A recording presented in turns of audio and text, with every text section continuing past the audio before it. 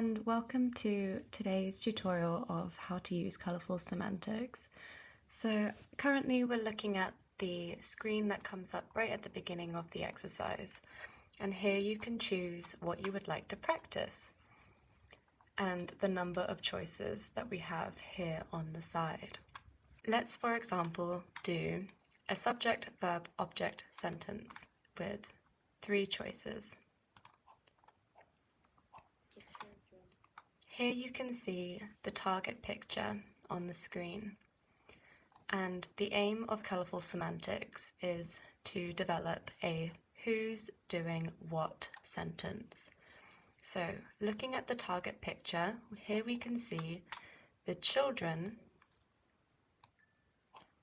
are digging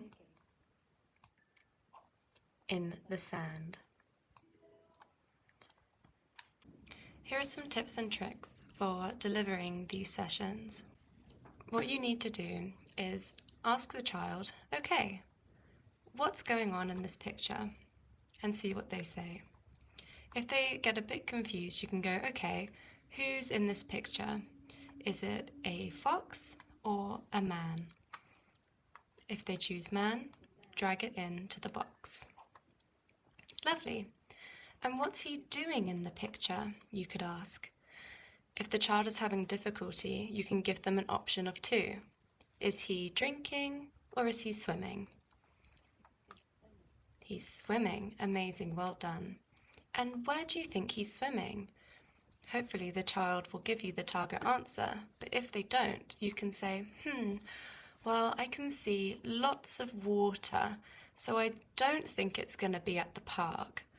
I can't see any flowers in this picture, so where do you think it could be?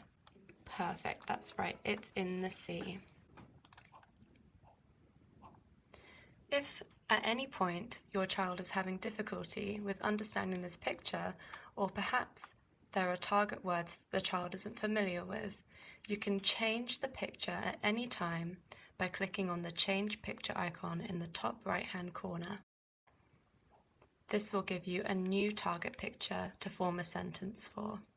If at any point during this exercise you get confused and you're not sure how to figure out what to do with this exercise, you can click on the tips, and this will tell you exactly what to do. If you want to change the exercise settings at any point during your exercise, you can click on the Exercise Settings box on the top right-hand corner of your screen. Here you can go back to what you'd like to practice. For example, if a child is finding subject-verb-object sentences really easy, you could, for example, increase the number of choices for them to choose from, or you could choose subject, verb, object, and location to up the difficulty. If your child is finding something too difficult, you could either decrease the number of choices or go back a step. So if you were on subject, verb, and object, you could just practice subject and verb. And that goes for any difficulty setting in the program. This will then bring you back to the page with the new settings. When you get to the end of the exercise, your child will gain experience points.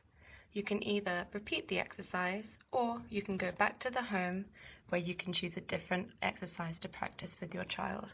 I hope that's helpful, and I hope you enjoy Colourful Semantics with Chatterdillo.